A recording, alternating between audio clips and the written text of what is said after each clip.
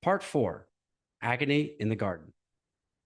Days before I was set to leave, I was caught in yet another energy crisis. I wrote Neringa and she called at her first convenience. You need to leave that building right now. Trust me, she said, before guiding me turn by turn through the chaotic Manila streets to where I needed to go. Within 10 minutes, I found my way to an open air monastery, completely silent despite the deafening noise of the city just 200 feet away. I followed a path to a tree, the only one I'd ever seen in that concrete jungle, where she told me to sit and give the energies to Mother Earth. Next to the tree stood a statue of Christ in the Garden of Gethsemane, on his knees, head tilted upward toward God, hands crossed in prayer, fear etched across his face, overwhelmed by the weight of humanity's sins and the suffering that would drive him to the cross, yet surrendering fully to divine will. The agony in the garden. Now give everything to Christ with your whole being, she said, knowing I was next to Christ without even telling her. When I did, a consciousness shift happened, and I was taken through a mini portal, another spiritual check-in moment. This time, I fully understood who Christ was and what he had endured. I saw how he had, quote unquote, beaten the game of life like none other before or after him, and how impossibly difficult this game really is. So hard that even when you teach about love and unity, they will kill you in the most brutal way imaginable, then twist your teaching into instruments of control and fear for the masses for over 2 millennia. He was a master among masters. I began weeping, not just with reverence, but with a raw, aching recognition of all he had endured, the weight of suffering, love, and sacrifice beyond words. As tears poured, two realizations flooded me. First, his crown of thorns revealed itself as the perfect embodiment or metaphor of mental anguish, the physical mirror of the storms we carry inside.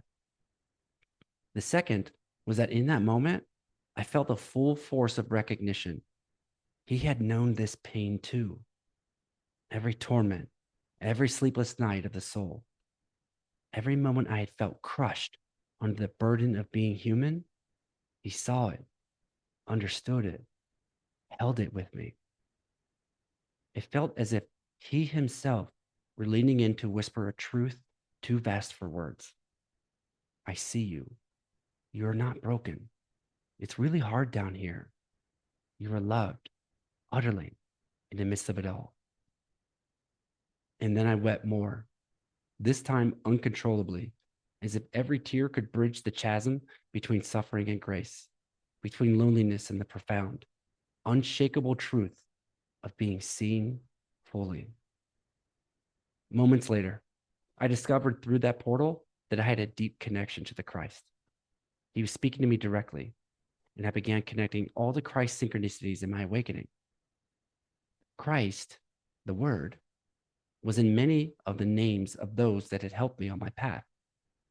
Christopher had introduced me to non-duality. Shannon's last name was Christie. My friend helping me in the Philippines was Krister. Christ was also a staple of my childhood, was the one whose prayers I felt deepest at Mary's Mountain, and was the central respected figure of most of my mentors to that point. My God, you've been here this entire time, haven't you? I said to him, with Neringa still on the phone. This was the third time I sobbed, each wave deeper and more overwhelming than the last, as if my heart itself was cracking open under the staggering weight of his sacrifice, finally grasping the enormity of what he endured for us all. As I wiped the tears from my eyes and thanked Neringa for this powerful lesson she had guided me to with her otherworldly shamanic abilities that extended beyond space-time, I knew it was time to leave and go home. I made the difficult decision to break up with the VAs and inform them that I would no longer continue with the project. The whole venture had run its course. They were making too many basic mistakes that all the coaching in the world couldn't fix, and I knew it was time to move on. I had no clear idea what I was going to do next, but Justin, the presenter from Tom Campbell's event, and I had been discussing this intriguing idea of starting a coding and mathematics-based publication company. a software that could speed up your outlining and writing process many times over with intelligent dynamic questioning. It blended my backgrounds in writing and mathematics perfectly and was a good enough idea to offer me both fulfillment and, again, the riches I still desperately wanted. Plus, I frantically needed to get the hell out of Manila before the city broke me in ways even Neringa couldn't fix. It seemed like the right moment to explore something completely different.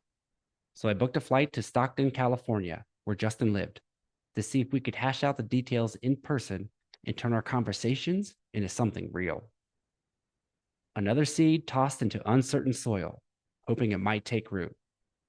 Too desperate to stop, but too stubborn to quit.